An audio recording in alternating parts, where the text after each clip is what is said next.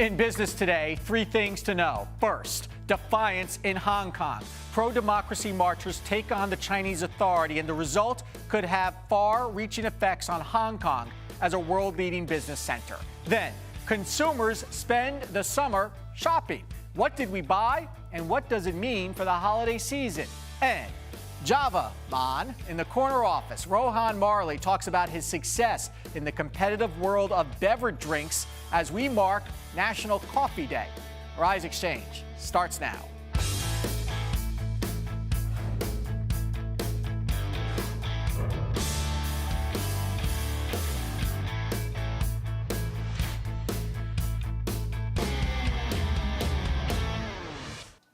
Hello, everyone. I'm Andrew Schmertz. Hong Kong protesters faced another night of tear gas as they dig in for a third day of pro-democracy marches. Thousands of mostly young people are tying up major highways and business centers. They're protesting a decision by Beijing to only allow candidates that the Chinese government approves of to run in the 2017 city elections. The protesters claim that Beijing has gone back on its promise to allow free elections. We start with this report from Jillian Kitchener. These protesters say they're unafraid, standing firm in their fight for democracy, despite recent clashes with police. Tens of thousands of demonstrators, camped out in Hong Kong's central business district, are demanding full democracy. And they're calling on the city's leader, Leung Chun-ying, to step down. Some are calling it the umbrella revolution, with umbrellas being used as sun shields, but also as protection against pepper spray. I was there when they started the first tear gas. We were all armless people. You see here, we're using umbrellas to come and protect ourselves. The unrest is the worst Hong Kong has seen since China took back control in 1997. But the police are not backing down and are calling on the demonstrators to leave the streets. We strongly condemn the violent acts of some protesters who charged the police cordon line, leading to the injuries of not only police officers, but other people in public order events. But the protesters say they will not be moved. Both sides determined to prevail in a standoff that could determine the future of Hong Kong. Arise News contributor Eric Ham now joins us from D.C. with the latest. And Eric, let's start with the White House reaction. I imagine this sort of complicates the issue for Washington as they try to get the Chinese on board in a range of fights, including the one against ISIS. Absolutely. The president needs as many coalition partners as he can going forward to combat ISIS. At the same time, they did release a statement saying that they actually support Hong Kong's right to protest.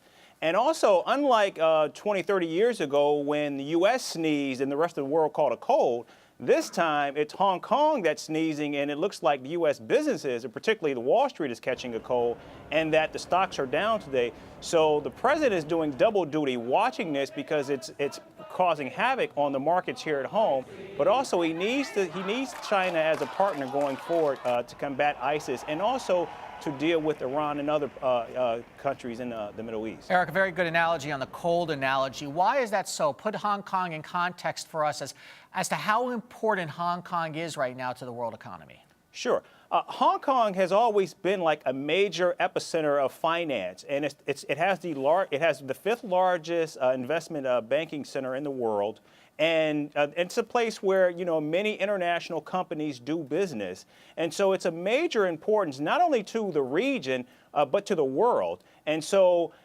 Depending on how long this goes on, I think we could see the markets do a very major roller coaster ride over the next few days. We've already seen the markets go up and down when the president announced that the U.S. would be going back into Iraq and Syria. And now we're seeing an additional deep dive as a result of these protests. And they're expected to last beyond China's National Day, which is on Wednesday, this coming Wednesday. And of course, Eric, there's got to be concern within China as well from Chinese business leaders. There's been several stories out about how Chinese business leaders tend to be pretty conservative politically and need Beijing's support to function. So is there a sense that they may push for a crackdown? You know, that's a very good point. And actually, they need a major crackdown, because the concern, particularly in Beijing, is will other parts of China see this and begin to rise up as well? You've already seen Taiwan actually come to the support of Hong Kong. Now they're concerned about places like Tibet and other provinces who may see this. We've already seen an enormous crackdown in social media. But there's always the concern that other provinces, other places throughout China could see this and begin to have demonstrations as well. So the question is, how far do you go in terms of cracking down, or do you just allow it to take its course and end on its own? But that's a big risk that the Chinese government takes in doing that. And boy, look at last week with the success of Alibaba and China sort of basking in the glow of one of the most successful IPOs ever, and then this week. Absolutely. I mean, you know, who would have imagined such an enormous IPO, far surpassing anything like Google or Facebook or anything like that? And it was a huge, I think, victory for China, particularly looking at its growing economic dominance. Now you see this, which I think threatens to wipe all of that out. Yeah, and Jack Ma on CBS 60 Minutes this weekend saying he tries to stay out of politics. You wonder how long someone like him could do so. Eric Camp, thank you so much. Thank you. Hong Kong rattled the markets early in the day, but then the markets closed off the lows. Let's take a look at the final numbers. The Dow down 41.93. It was down triple digits for most of the day. The S&P 500 pulling back, and the NASDAQ pulling back as well. Some of the top stocks we're watching today: DreamWorks Animations considering a $3.5 billion purchase offer from Japanese telecommunications firm SoftBank. The board held a meeting last week after a $32 per share offer from SoftBank came in. DreamWorks closing at up 582 on the news. Yahoo facing pressure to purchase America Online after high returns on investments in Alibaba. The hedge fund Starboard Value suggested to Yahoo's board that purchasing AOL would boost returns to investors. AOL closing down 14 cents. And IBM is in the final stages of selling off its SX86 server division to Lenovo Group. The deal is valued at $2.1 billion and will be paid in cash and stock. IBM closing down 42 cents. Taking a look at commodities, gold up $1, oil up 97 cents. Consumer spending popped in August along with job and wage gains. The Commerce Department says spending grew 0.5% and wages were up the most in 3 years. But bucking the trend of new home sales, pending home sales fell 1%.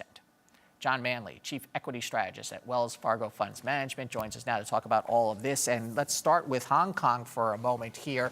You buy the fact that the markets were rattled by this? Oh, I think so. I mean, it's a question of how long they're rattled by it. I mean, it's difficult because things that may be political or personally difficult for individuals don't necessarily affect the market. The market, at the end of the day, is a rather cold discounting mechanism of future earnings and what kind of multiples we'll put on them. But Hong Kong has been seen for so long as a bellwether of capitalism and a standout from China. And I imagine that there is some risk that it could spread.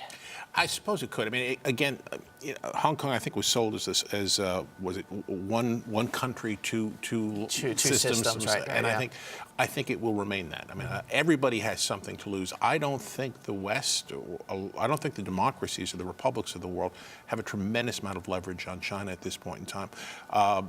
We can push, and we should do whatever we should do. It's not my purview to talk about that, but I think that at the end of the day, everyone has something to lose, and that makes people more conservative, more willing to reach some sort of compromise. Let's talk about the housing market domestically. You know, we get these two separate reports. New home sales doing pretty well, and pending home sales not doing so well. Why the dichotomy there, and anything to read into it? I wouldn't read too much into it. I think to a certain degree the spirit of the economy, the fire of the economy has moved on a bit beyond housing. We're seeing capital expansion going on. Now, that doesn't mean the housing market can flop around, but it was a big fall and a nice rebound, and now I think we're sort of digesting the rebound. I think the American consumer is still in good shape, and that's what matters. People have a sense of what their house is worth. We're not going back to where we were 5 or 6 years ago. So it's just enough, I think, to keep the Fed on edge. You mentioned consumer spending and how consumers feel about it. They really came back into the stores in August, and I guess everybody who is saying that the winter was really because of the weather, maybe the winter was because of the weather. Spending is as American as cherry pie, and that's you know it as well as I do. Well, you know, people came to America to make more money, to go to the mall. Exactly, to go to the mall, and you know, New York is founded as a big commercial enterprise, and we go on from there. Sure. I think to a large degree we're playing into America's strength. I think Americans want to consume. They want to buy things. And I think in the normal course of events, they do buy things. It's a question of keeping the pipes open, making sure things don't freeze up. One of the things that I noted, though, was that we're starting to see some wages go up. And the question is this so-called wage pressure? Is this inflation? Is this something the Fed sees? I think they look at it, and obviously they look at it. I don't think it's necessarily running a tremendous amount ahead of productivity. At some point in time, wages are going to go up. We all want to make more. At some point in time, the tremendous corporate profitability improvement we've seen in the last 4 or 5 years gets arbitraged into consumers, but that's a long-term process. I find it very hard to think that the mindset of American CEOs who got there by cutting costs are going to rapidly give in to wage increases. However, when consumers start spending more, that starts the whole supply-demand argument, and you start to see prices come up. This is signs of a healthy economy, however. It's good. I mean, you have to keep in mind, when the Fed raises interest rates, they're not necessarily tightening. As the economy gets stronger, as you rightly point out. You could absorb it. Exactly. We can deal with the higher interest rates. So I think at the beginning, the Fed just chases up a normally rising short-term interest rate. The economy gets better. It's a long way from deflation to inflation. It's a pretty wide road we have to go across. So, yeah, I think you'll see pressures. And, yes, I think that I'm happy I'm a stock man and not a bond man these days. Yeah. But there's still a lot of room for the Fed to go before they really try and yank it down. John Manley, thank you so much. Thank you, Andrew. Coming up, week 2 of the United Nations General Assembly. Frank Ucciardo will be here with all of the details. You're watching Arise Exchange.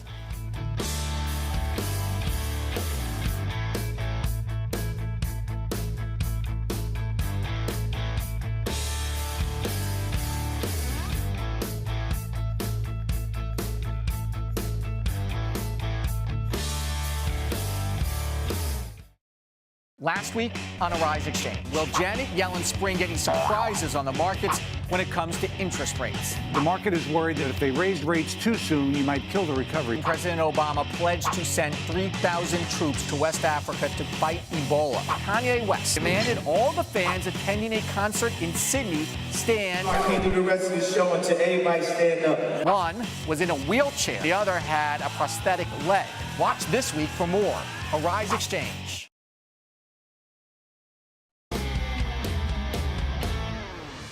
Welcome back to Arise Exchange. The action at the United Nations General Assembly is not over as Israel took to the stage and lit the place up. Israel's Prime Minister Benjamin Netanyahu delivered a barn burner of a speech. Frank Ucciardo, Arise News senior UN correspondent, joins us, and Bibi really brought it today, did he not? Yeah, barn burner is a good way to describe it. It was a fiery speech indeed, Andrew. And, you know, Benjamin Netanyahu was back in the building where he once served as Israel's ambassador to the United Nations. And today he created a new axis of evil that featured ISIS, Hamas, and Iran. ISIS must be defeated. But to defeat ISIS and leave Iran as a threshold nuclear power is to win the battle and lose the war.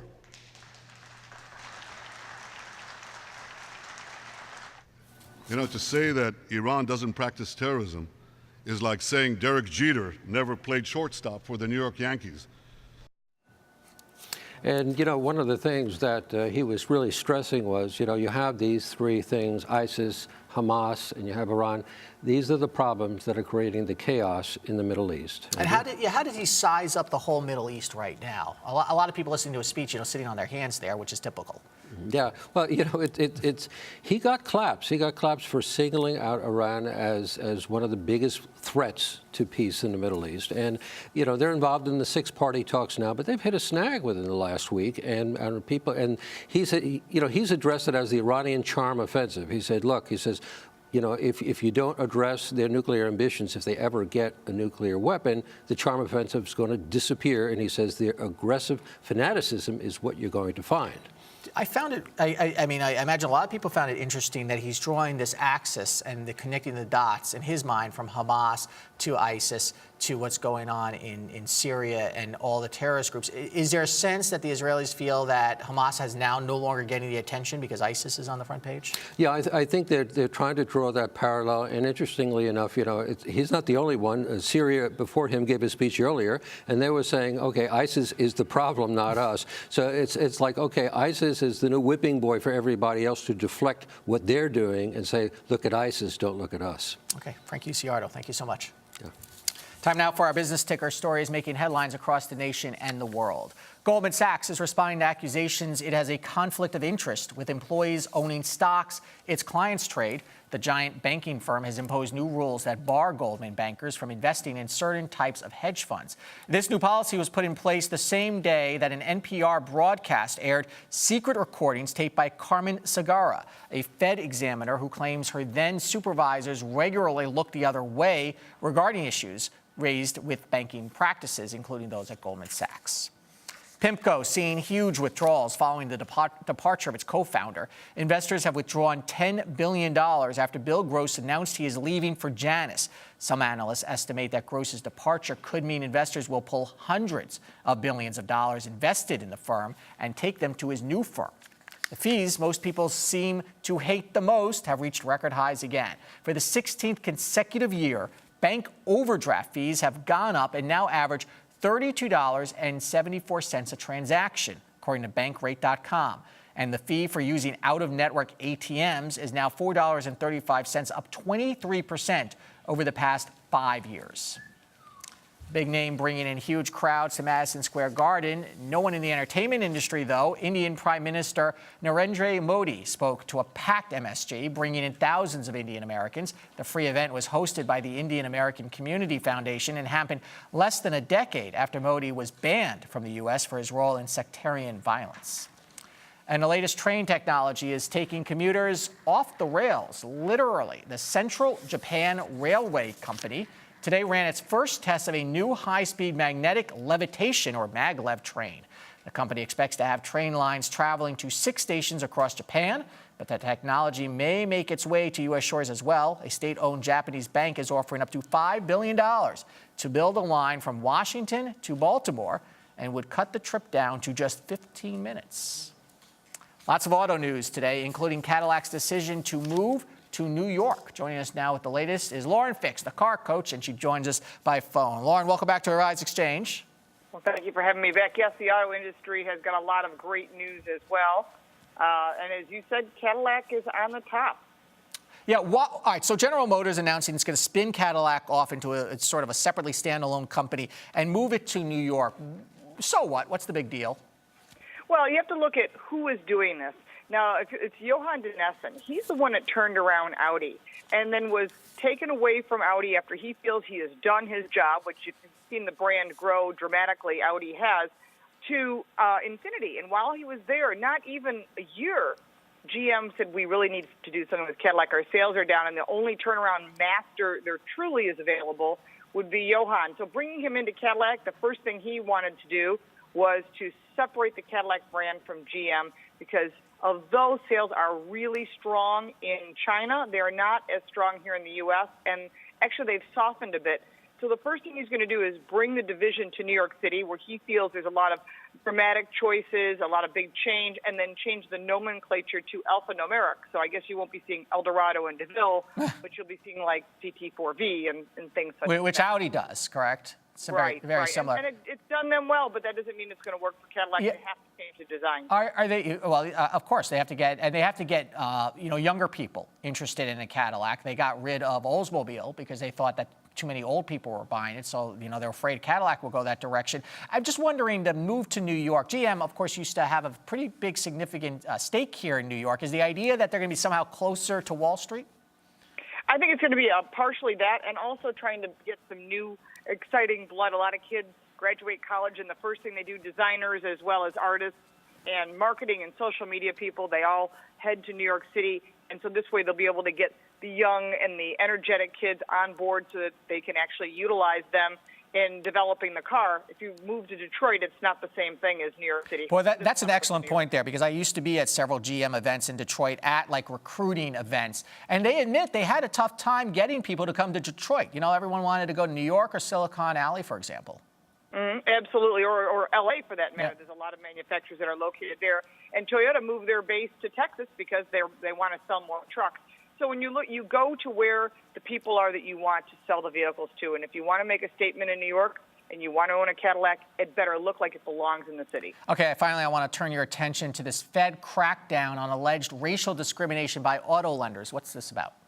Well, the Obama administration is expanding its crackdown on auto lenders. They allege that there's some racial discrimination going on. So when people of different colors go into dealerships and they are seeking to get financing, they believe that there's a lot of discrimination going on. And the Consumer Financial Protection Bureau last week said that it plans to regulate the lending arms of major car companies, which puts Ford and Chrysler and others under federal supervision for the first time. And the administration claims that lenders and participating dealers are tacking on extra interest rate charges, creating balloon payments for some Black and Latino purchasers because of their skin color. And the industry insists that credit and other legitimate business factors explain the differences in the rates. But when the government's going to get involved, that means there's going to be more regulation, and that could actually impact on all of our interest rates when it comes to purchasing a car. Okay, Lauren Fix, worth following. Thank you so much. Thank you. Coming up, a millionaire author who thinks her crew should work for free is our favorite person of the day. You're watching Arise Exchange.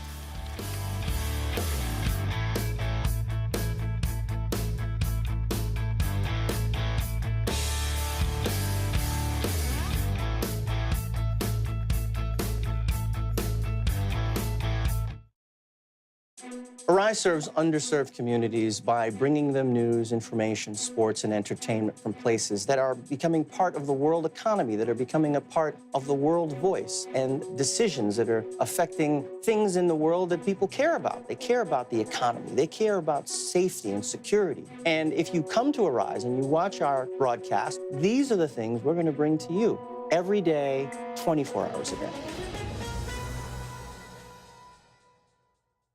One of the great things about Arise News, it is truly a multicultural global channel that is paying attention to communities of all different kinds, not just here in the United States, not just in Africa, but all around the world, as we're giving a voice to the people that don't traditionally have the kind of a voice that a mass media organization can have. You're getting here at Arise News that you're not going to find at the other networks is a unique perspective, and I think that's part of what Arise is here to do.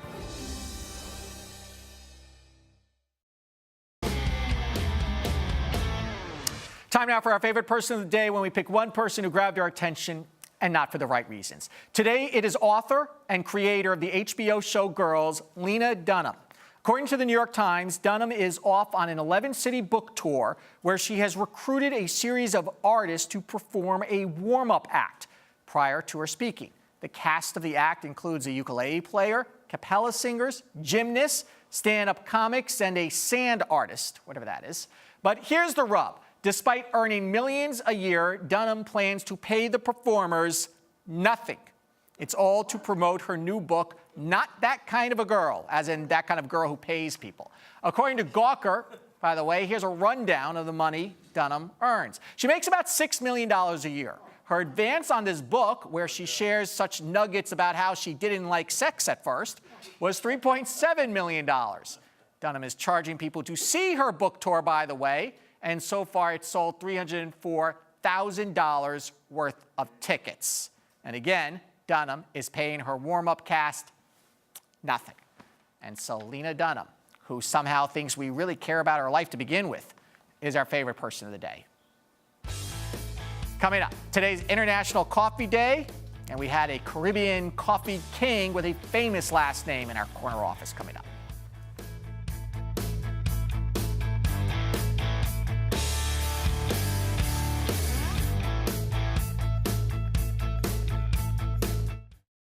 Global. It's Monday, so it must be time for a new round of sanctions against Russia. Nigeria is open for business, and you are getting a handle on this situation. Compelling.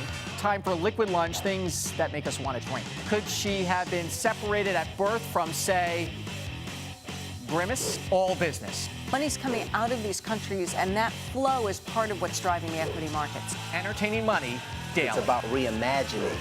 Arise Exchange. Grab a cup of Joe, it's National Coffee Day. So we've had an interview from a new coffee boss out of the Caribbean. Not only the son of legendary reggae artist Bob Marley, Rohan Marley is bringing a new twist and message to the old cup of Joe. He joined us in the corner office. More than 30 years after his death in 1981, the name Marley is still a powerful brand. In our corner office tonight, we meet Bob Marley's son, Rohan Marley, who has brewed up a successful coffee business. What started as a way to bolster a Jamaican community has turned into a multi-million-dollar venture in what is a very tough field. Rohan joins us here on Arise Exchange. Thank you so much for stopping by. It's a real honor to have you. You talk about sustainability in the coffee business. Yes. Talk to me about what sustainability means from both the environmental impact and also the communities you're trying to impact. Well, first and foremost, give thanks for having us, you know. To myself, sustainability really represents longevity, you know, doing things that will benefit the community. You know, when I started Marley Coffee in 1999, the idea started from myself wanting to create opportunities for people in the community, you know. And I figure, since I wasn't so knowledgeable of the farming industry, I figured that being from the Marley family legacy and understanding what it is to be about, you know, in business field, anything that we do, it's all about giving back, you know. So my first interpretation of sustainability was being able to create the opportunities in the community with my farm to create the jobs. And then from that, it took me 10 years to really get into the business component. So as far as it goes with the business side, I mean, I think with my Eco Cups that I'm getting ready to launch coming up in next spring, I think that's being the first to do that in a single-serve market. Yeah, because you had been criticized a little bit for using these single-serve cups, which are not exactly environmentally friendly. So how did you get to now, what is an Eco Cup exactly? An Eco Cup is just being able to have something that's really beneficial to the environment. Because, you know, it's so hard to really have the two luxury, having a great cup of coffee, as well as providing something that's sustainable to the environment. You had to learn a lot about farming. Sure. Can you give us a little bit of an overview of the sort of farming and agricultural business in Jamaica and the pressures that has been under? Well, when I started out, you needed to have a certain amount of produce. Like, you know, the restrictions are you have to produce 6,000 boxes. So if you're not an empire, if you're in a big organization, produce. Yeah, you know, 6,000 boxes, you have to have that many. You need maybe 1,000 acres to do that. And my farm, not being the biggest farm in Jamaica, you know, we couldn't do that. So it's really to protect the legacy of the Blue Mountain coffee, as they would say, you know. So it's really being able to be doing things that are certified.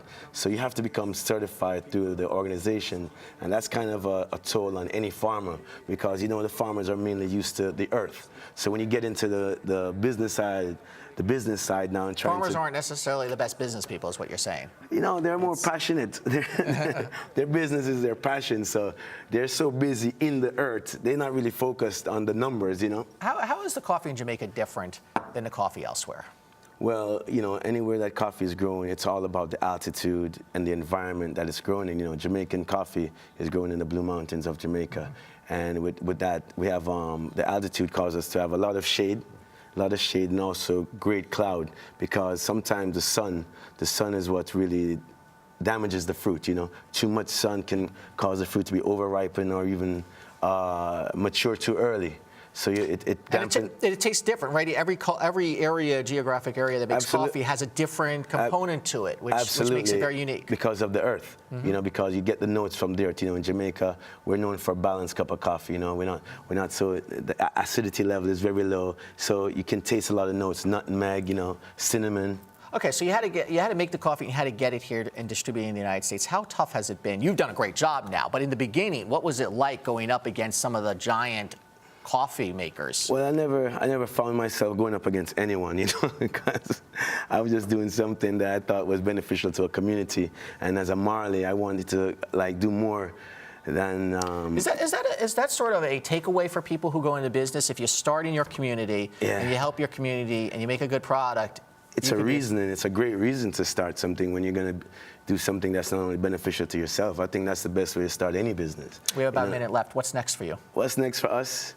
Well, you know, I want to give thanks because, you know, growing in Denver, where I've been adopted by all the organizations there, the Colorado Rockies, the Colorado University, Broncos. So, you know, I want to just thank the community for really accepting us in Denver and the rest of the world. And, you know, your name, the legacy of this name is so well known to even people who never listen to the music. Isn't it amazing the impact that it has? The message is everything. The message is everything, yes. Right? Okay, Rohan, thank you so much. Absolutely. Okay, thanks for stopping by. I appreciate it. Nice to meet you.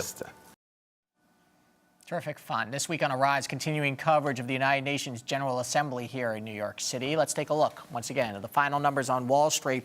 Initially down triple digits for the Dow, sort of came back late in the day. The worries over Hong Kong probably driving the markets down today. We will have to keep watching that story and see how it impacts the markets and the economy here. That's the latest. I'm Andrew Schmertz. Thanks for watching Arise Exchange.